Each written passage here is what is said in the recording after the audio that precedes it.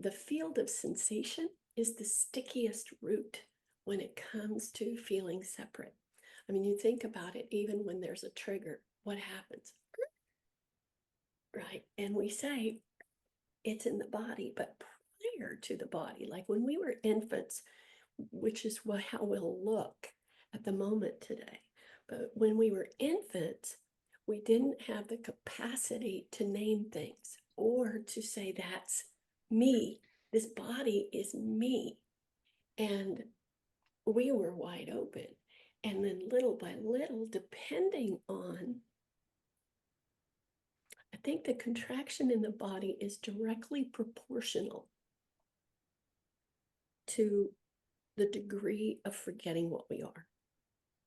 So if there's been a lot of trauma or things that, you can just think one of the thoughts du jour, that is not particularly true or beneficial, like say, I'm going to run out of money, right? If we go really deep into the sensation of that,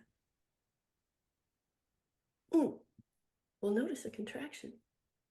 And in my view, the contractions are what made that sense of separation. And the more intense it was, the more we identified with this one.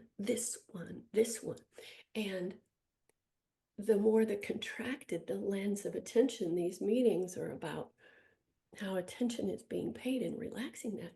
And so as those contractions happen, so does the lens wide open.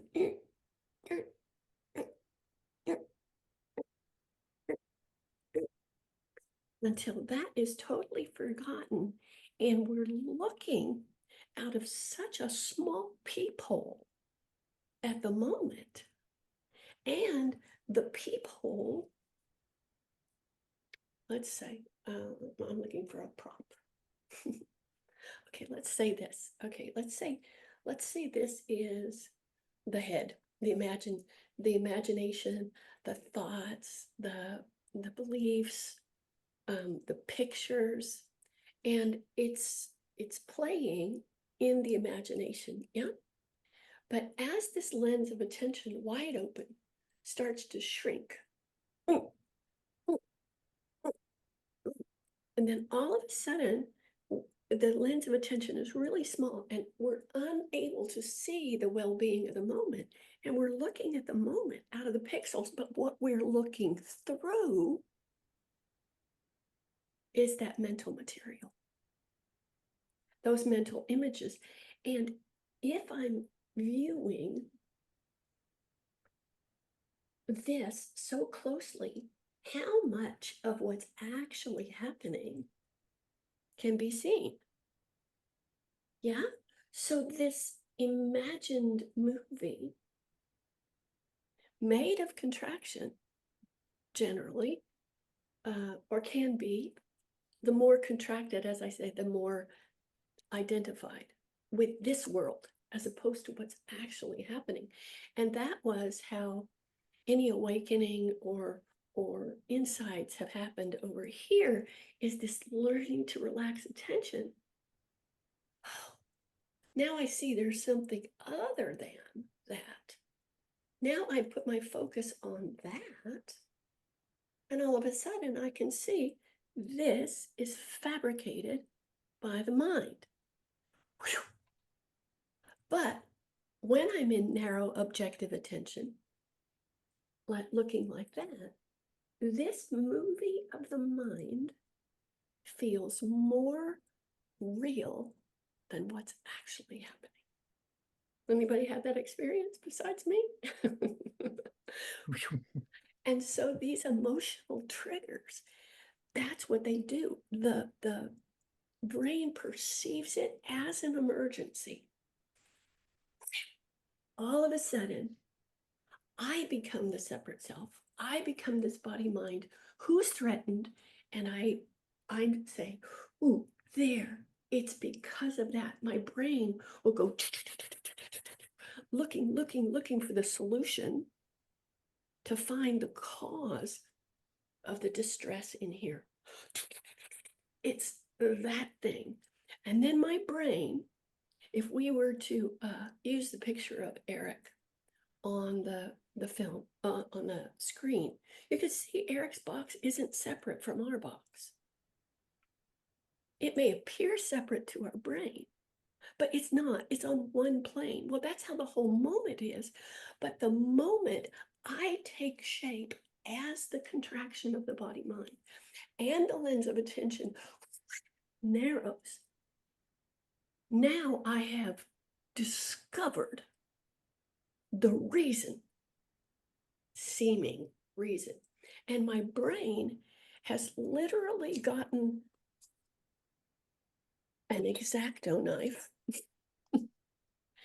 has literally gotten that. And if I were to, so my brain is cutting the shape of Eric out and going, that's it. That shape, that color, that, but that's a person now. So he's left his benevolence. I've lost my ability to see on the others, us, on the backlessness of that appearance is the truth. There's not a back, there's an image there that my brain has cut out and made it real. Just the same as my brain goes, me. Now, I'm the innocent victim, and there's the enemy. That's what we call a narrow objective attention.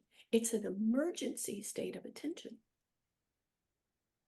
which is useful if the body is in an emergency. But if the mental me is in an emergency, there's no mental me there. And so the lens stays atrophied, looking for the solution, because that's why the lens of attention working properly will narrow to find a solution. It's like hunters on the Serengeti. Their view is wide open so that they can see movement and see prey, right? When lens of attention wide open, all of a sudden there's movement, and attention narrows on movement. All of a sudden there's movement, and there's a gazelle, right? So the hunters, the lens of attention now goes and narrows on that prey. That's what's supposed to happen so they can feed themselves. So now the arrow is shot, it's aimed, boom, prey goes down. What do you think needs to happen now to the lens of attention for them to execute what needs to be done? They have to see where it is. So it widens back in order to implement the solution that was found in a narrow lens of attention. That making sense? So, but when it's a mental emergency, I'm a piece. The body will contract as if it's an emergency, and the brain will go and try to find a solution. So the lens narrows, but nobody's a piece. So the lens stays atrophied, looking for a solution to a problem that doesn't exist.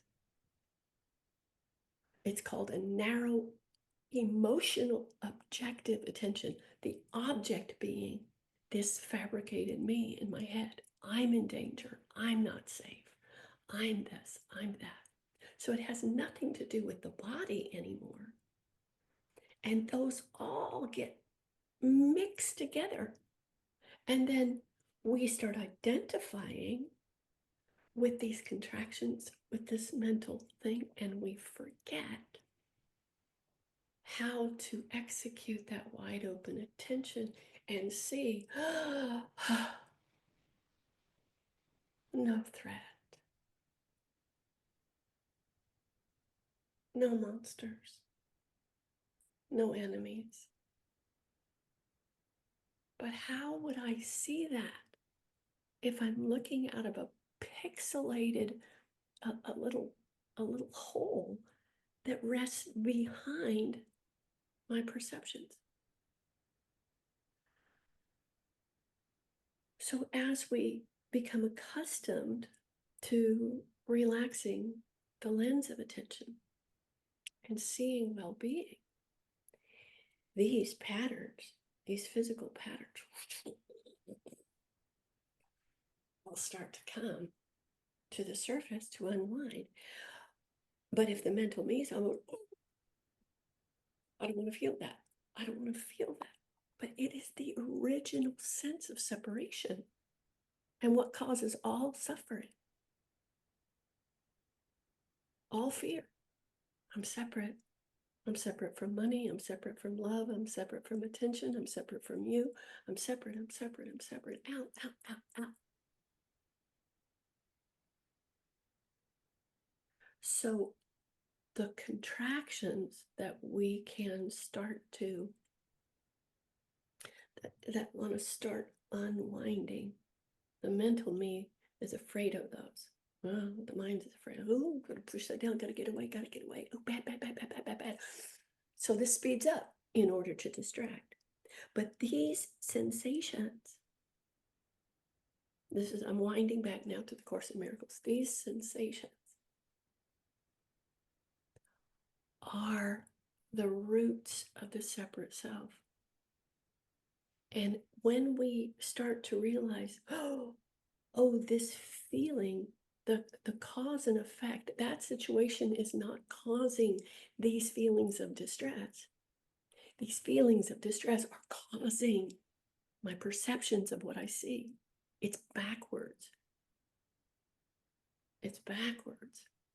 And so when we start to know, oh, this is coming up, my brain's going to want to go, it's that fault, it's that fault, it's that fault, it's that fault, in order not to feel it.